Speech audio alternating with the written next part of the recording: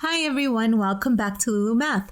This video is on solving equations with variables on both sides. And knowing how to solve two-step equations is going to help you understand this video better. So if you need a refresher, please make sure to check out that video. It's available at lulumath.com as well as the Lulumath YouTube channel. Now, just a reminder that when we solve equations, it's always easiest if we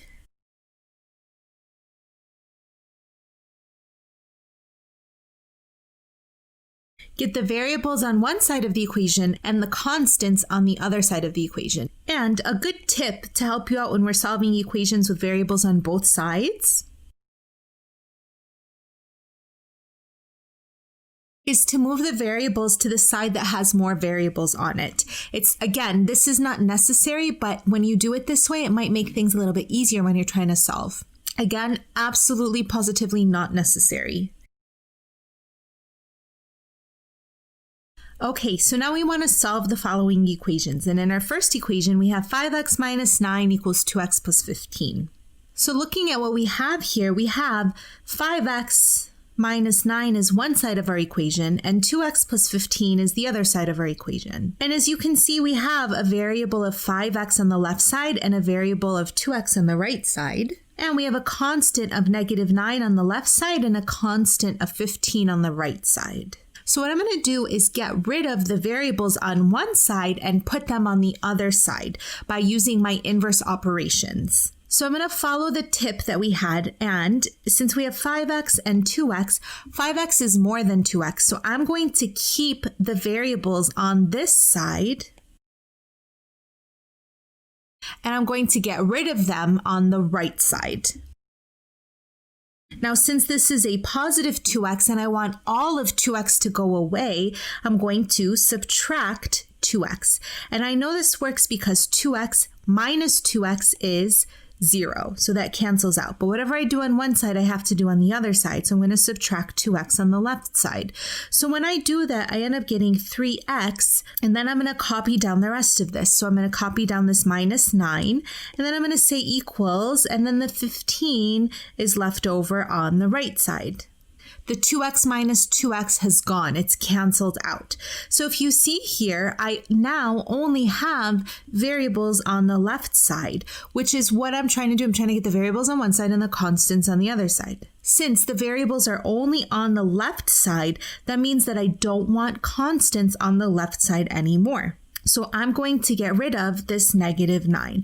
Well, to get rid of this negative 9, I need to make it cancel out, make it 0. So I'm going to add 9 to both sides. So the negative 9 and the positive 9 give me 0. So I end up getting 3x plus 0, but 3x plus 0 is just simply 3x. So we can write down that we have 3x left over on the left side. And then when I add 15 and 9 together, I end up getting 24.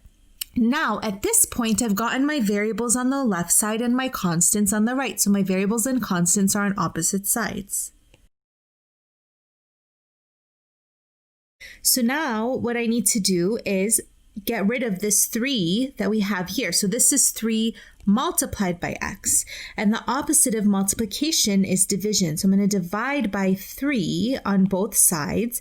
And 3 divided by 3 is 1. And 1 times x is just x. And then 24 divided by 3 is 8. So my answer here is x equals 8. Okay, now a quick note about this 2x that we have here that we got rid of up here. Okay, a common mistake that people will make is that they will accidentally think that to get rid of this 2x right here, they will divide by 2, just like we divided by 3 here. Now the problem with that is as follows. 2 divided by 2 is 1, and I end up getting 1x left over. And I don't want any x's. My goal at this step right here is to get rid of the variables on the right side. So when we point that out, people will still try to divide by 2, but this time they'll say 2x. But 2x divided by 2x, I still have a 1 left over, and that's still not going to work for me. Plus, when I divide by 2x, that means I have to divide everything by 2x, and it just gets ugly really fast this way. So this is not what we want to do. So how do I know? When do I subtract and when do I divide? Well, we know based on what it is that we're trying to get rid of. Up here, we're trying to get rid of the whole entire 2x, and this 2x is connected to the rest of this side of the equation, to this 15, through this plus sign, which means that the 2x right here on its own is being added to the 15. Because there's an invisible plus sign in front of this 2x right here. So to get rid of the entire 2x, to make it nothing, we have to subtract 2x. As opposed to right here, where we're still trying to have an x left over. So there still is an x left over on the left side of my equation, and I'm only trying to get rid of that 3. So how is that 3 connected to what's left over, which is the x that I want to be left over? Through multiplication, and the inverse of multiplication is division. Now, one last note is, although I recommend that you get the variables on the side that has more variables on it, it's not wrong to get rid of the variables on the left side as opposed to getting rid of it on the right side. So for example here, instead of subtracting the 2x here, what I can do is get rid of this positive 5x.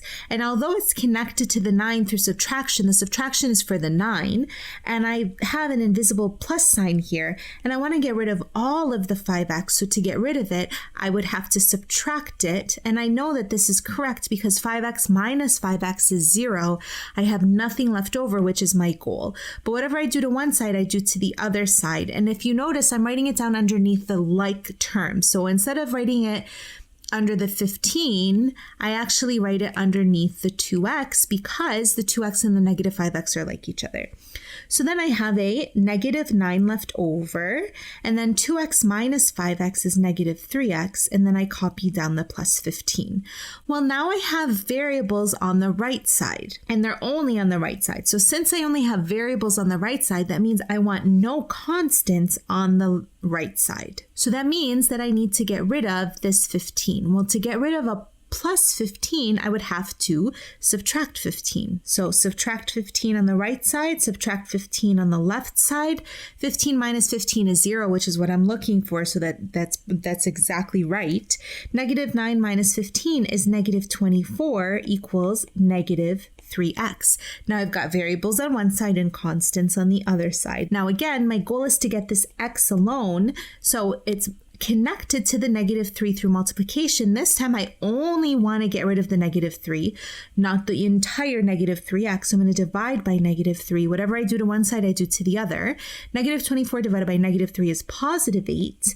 And then negative 3 divided by negative 3 is 1. So I get positive 1x, which is what I'm looking for. So this is my answer. Again, it doesn't matter what side you put it on, but it's generally easier to put it on the side that has more variables. Last thing about this equation, and then we'll move on to the next question. I don't have to get rid of the variables first. I could get rid of the constants first. So instead of getting rid of the 5x or the 2x, I'm going to get rid of this minus 9. Now to get rid of the 9, I would add 9 because negative 9 plus 9 is 0.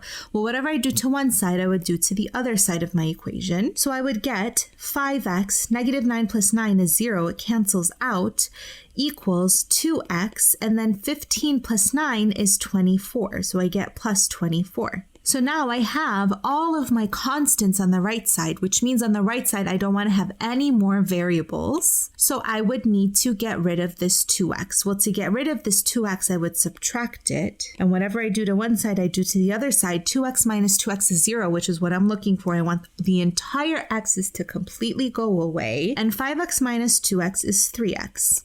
And then 3x equals, I've got 24 left over. I just bring that down. To get rid of that 3 times x, I would divide by 3. So I would get x equals 8. Okay.